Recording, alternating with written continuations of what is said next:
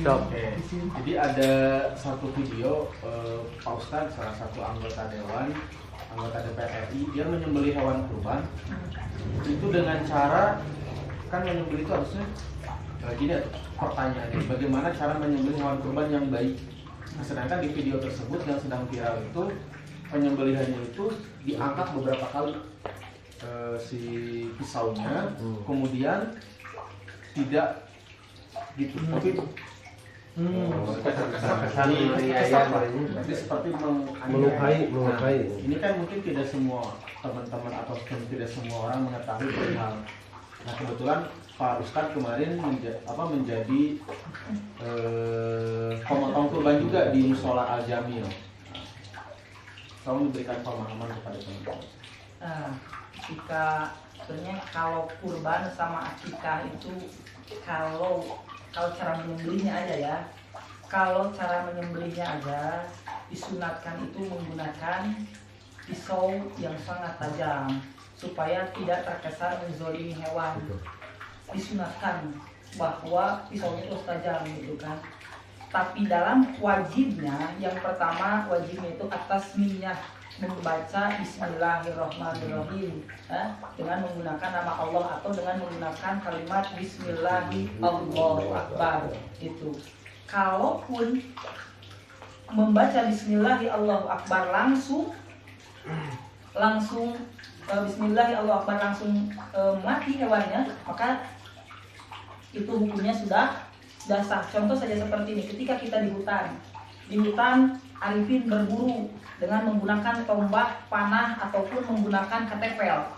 Setelah kena Bismillahirrahmanirrahim, mati langsung, tidak disembelih dulu, maka itu sudah termasuk sah, halal, itu sudah termasuk halal itu. Kalaupun sudah mati, tapi sunatnya setelah itu disembelih. Kenapa sunatnya disembelih? Supaya untuk mengeluarkan darah yang ada di hewan itu. Jadi disembelih itu supaya si darah hewan itu keluar dari tenggorokan. Karena kalau keluar jadi dagingnya itu bersih dari darah gitu. Karena kalau tidak keluar nanti daging itu menyatu dengan darah sehingga menjadi penyakit dimakannya. Gitu. Yang pertama membaca bismillah. Jadi sanes Bismillahirrahmanirrahim. Ya, Bismillahi Allahu Akbar atas niyah lah itu. Sebelumnya Bismillahi Allahu Akbar untuk mengagungkan nama Allah. Soalnya mun Bismillahirrahmanirrahim bisa hirup deui hewana. Pan Ar-Rahim sareng Ar-Rahman teh kasih Allah sayang. Ar-Rahman Subhanallah gitu. Rosa. Ya, bentar gue beres ini. Jangan bahas bentar. Tenang. Sabar. Ya. Kemudian cara menyembelihnya itu harus dengan satu kali mengangkat pisau atau satu kali mengangkat golok. Maksudnya satu kali mengangkat itu tidak boleh golok itu kena kepada hewan, kemudian diangkat, dikena lagi, diangkat lagi, 2 kali juga nggak boleh. Pokoknya nggak boleh mengangkat terus. Kalau sudah putus baru boleh diangkat. Putus urat Pernapasan, tenggorokan, sama nadi. Nah itu 3 putus. Urat besarnya itulah udah putus, maka dianggap sah seperti itu. Sampai lihat kalau udah putus semua baru boleh diangkat. Itu wajibnya itu tidak boleh, karena kalau terus diangkat itu seperti menganiaya namanya. Apa bedanya sama menganiaya? Bacok terus gitu sampai mati.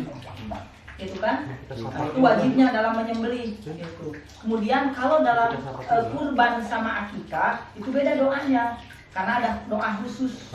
Kenapa doa khusus? Karena kurban sama akikah itu ada doanya. Seperti kalau kurban, Allahumma hadhihi minka wa ilaika fataqabbal minni ya karim, gitu kan. Allahumma ya Allah, hadhihi ini itu ya, ini atau hadza ini minni untuk minka untukmu, wa ilaika dan hanya kepadamu.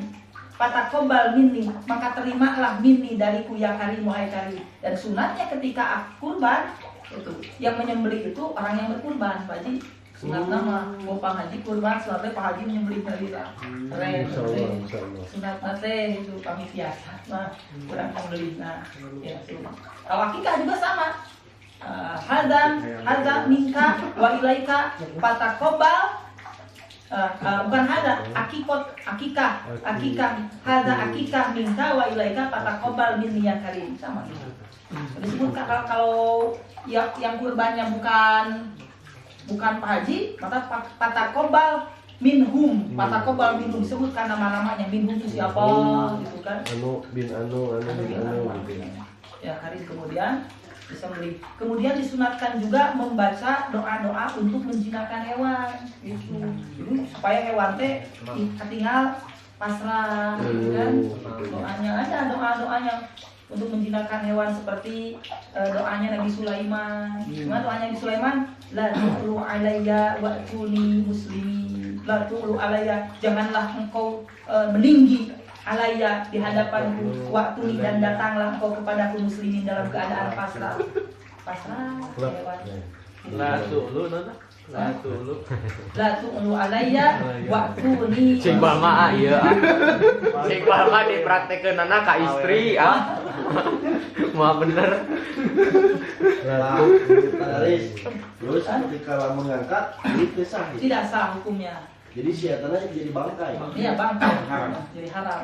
Makanya harus hati-hati dalam menyembelih hewan. Tapi ketika lamun upami terjadinya kan ada di video teh anu motong teh nu nyembelih teh asli teh meninggal. Aya bisa meninggal buka di Instagram gitu. Jadi eta mah terus dipotong kan buka udah putus belum eta nu 3 eta gitu. Kalau misalkan belum baru kepotong 1 tapi anjeunna terus meninggal eta kumaha eta? Sama hukumnya. Sama kalau belum terpotong ya sama hukumnya. Tidak boleh. Makanya bagi orang yang menyembelih gitu kalau itu harus hati-hati lah. Ya kita harus tahu kondisi sanggup enggak, sakit enggak gitu kan. Bayarna eta mah gitu. Makanya harus tahu kondisi lah gitu. Sok sanajan pada kenyataanna ulang teu apal gitu nya, apal itu takdir orang atau gimana jadinya mau teh gitu karena itu bukan keinginan kita ya karena hukum sudah seperti itu ya nggak bisa tetap karena itu sudah hukum biasanya. Nah, terus untuk posisi berarti kan nyambung dari dinya lamun misalnya si sapi itu kabur ke tempat lu tidak memungkinkan lah untuk disembelih di situ gitu. Berarti bisa nggak dipraktekkan lu tadinya misalkan ditembak Bismillahirrahmanirrahim, tembak Musuh sembelih. saya mati kan berarti karena kan tidak memungkinkan kan masuk ke lorong lah lorong itu susah gitu buat orang masuk deh tembak kan itu Ya itu artinya seperti berburu lagi. Makanya ketika berburu sunat membaca Bismillah, minimal Bismillah itu menyebut nama Allah, minimal menyebut nama Allah supaya nanti ketika mati bisa menjadi halal. Itu minimal itu mau ketepel mau apa juga minimal.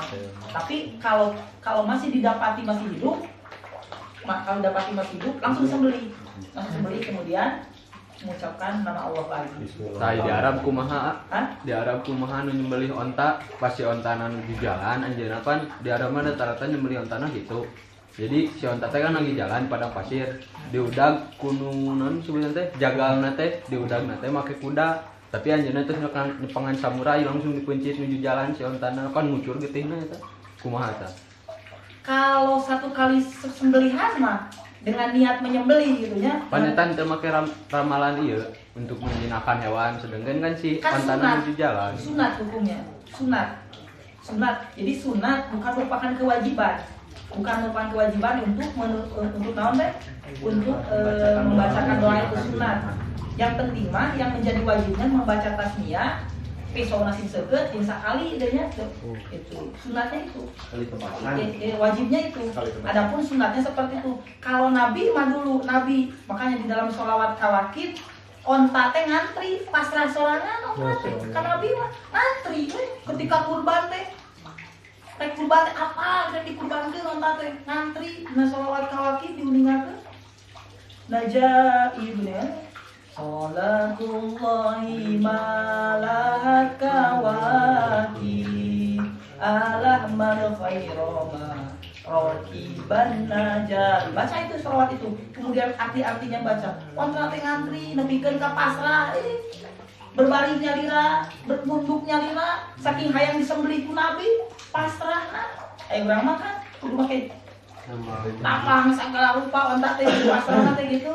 Nah, kemudian bagusnya setelah pasrah nanti ditambahkan kemudian kita baca doa itu gitu supaya Allah memberikan kepasrahan kepada si hewan. Tapi adapun secara wajibnya yang penting itu baca bismillah dan putus 3. putus 3 itu. Dan cara menyembelihnya seperti itu. Itu kewajibannya. Adapun sunatnya seperti itu. Sunat kan hukumnya. Jadi tidak mengandung dan di dalam hati kita tidak boleh ada niat membunuh, tapi niat menyembelih. Beda, membunuh sama menyembelih beda. Ya, kalau membunuh sama menyembelih beda. Kalau membunuh untuk hura-hura, untuk main-main. Kalau menyembelih untuk dimakan dan dikonsumsi. Kalau membunuh artinya sama dengan menzalimi hewan. Sudah jelas ya. Nanti bagi yang belum lihat videonya nanti saya share lah ya. Video salah seorang itu aduh sangat keren melihatnya itu karena memang itu pencitraan itu jelas. Selanjutnya Iqbal terakhir silakan. Pertanyaan apa teh? Menanyakan tentang pengajian yang kemarin ya, kan diceritakan bahwa ada seorang pemuda yang bersemangat ketika datangnya bulan Ramadan. Nah terus seorang pemuda itu meninggal, lalu dimimpikan oleh seseorang bahwa pemuda itu mendapatkan nikmat gitu kan. Bagaimana menyikapi hasil dari mimpi itu? Apakah kita harus meyakini atau gimana nih ya? Maksudnya dari mimpi tersebut kan langsung jadi kayak padilah lagi lah gitu ya. Kita harus yakin bahwasanya fadilah Ramadan itu sangat besar. Bahwasanya ketika seseorang mendapatkan kemuliaan seperti itu dikarenakan memuliakan bulan Ramadan, kita harus yakin bahwa pahalanya seperti itu. Adapun kalau nanti kita mendapati berbeda, tentunya Allah alam, karena kelebihan atau pahala yang diberikan Allah itu mayyasha terhadap seseorang yang dikehendakinya itu berbeda-beda. Gitu. Tapi jangan dijadikan dasar alasan bahwa kita harus seperti ini. Baiklah da iman ke Ramadan. Baiklah erek mangkrung heula seperti di hikayat. Kan dia tidak pernah sholat kecuali sholatnya di bulan Ramadan. Dia tidak pernah memakai pakaian bagus kecuali memakai pakaian bagus di bulan Ramadan. Masuk di bulan Ramadan, dia berpakaian bagus, kemudian dia melaksanakan sholat, kemudian dia berpuasa, kemudian dia menghormati dan memuliakan Ramadan di bulan Ramadan. Di luar Ramadan dia tidak seperti itu. Jangan sampai seperti itu. Kenapa? Karena takdir yang diberikan oleh Allah itu berbeda-beda. Bisi kayak orang maut nakil benar. Ya, karena orang yang seperti itu adalah 1/1000. Mungkin dari 1000 orang hanya 1 orang yang seperti itu. Itu hanya sebuah kelebihan yang diberikan oleh Allah kepada orang itu, bahwa pahala itu seperti itu gitu, memuliakan bulan Ramadan teh. Artinya kita di luar bulan Ramadan juga harus terus seperti itu. Kenapa? Karena tandanya kita pahala Ramadan diterima itu yaitu keluar dari Ramadan semakin semangat dalam urusan ibadah. Kalau semangat di luar Ramadannya menurun, berarti Ramadan kita tolong alam diterima atau tidaknya. Karena kata Syekh Hasan Al-Basri, laisal id liman tajammala birukum. Bukanlah yang disebut dengan id itu adalah seseorang yang mempunyai kendaraan yang bagus. Walakinal id liman ghafara lahu minadz dzunub. Yang disebut dengan id itu adalah seseorang yang diampuni dosanya ketika keluar dari Ramadan. Laisa id liman labisal jadi walakinal id liman ta'atuhu yazid. Bukanlah yang disebut dengan id itu orang yang berpakaian bagus, tapi yang disebut dengan id itu adalah orang yang ketika keluar Ramadan taatnya semakin bertambah dan meningkat. Gitu Bang. Ya. Jadi jangan dijadikan contoh, tapi dijadikan pelajaran. Kalau dijadikan contoh kayak kurang dicontoh di luar Ramadan, itu benar. Masuk Ramadan halus, tapi dijadikan pelajaran. Oh, ternyata kalau kita berbuat baik di bulan Ramadan ternyata lebih bagus pahalanya. Dan di luar bulan Ramadan kita pun harus lebih bagus lagi. Jangan dicontoh perbuatan buruknya. Nah, jadi yang dijadikan ibrah bagi kita itu ketika kita melihat perbuatan baik, contoh perbuatan baiknya, tinggalkan perbuatan buruknya. Jangan sampai dicontoh dua-duanya. Gitu. Kalau dalam satu pelajaran ada perbuatan baik, perbuatan buruk, yang diikuti adalah perbuatan baiknya, perbuatan buruknya tinggalkan. Seperti kemarin kan pemuda ada baik ada buruk. Yang baiknya contoh, yang buruknya jangan dua-duanya diikuti. Jauhi. Itu aja Pak. Oke, baik. Mungkin sudah ya, sudah 3 pertanyaan. Nanti mungkin kalau ada pertanyaan lainnya bisa kita tanya jawab di luar forum ataupun bisa via WA atau bisa berdiskusi secara langsung. Terima kasih banyak kepada rekan-rekan semua yang telah hadir pada malam ini pada kajian Kitab Durratun Nasihin. Mudah-mudahan kita semua senantiasa ada dalam petunjuk dari Allah Subhanahu wa taala. Kita semua senantiasa istiqomah dalam menjalankan apa yang menjadi kewajiban kita sebagai umat manusia. Akhirul kalam, wallahul muwaffiq ila aqwamit thoriq. Wassalamualaikum warahmatullahi wabarakatuh. Waalaikumsalam.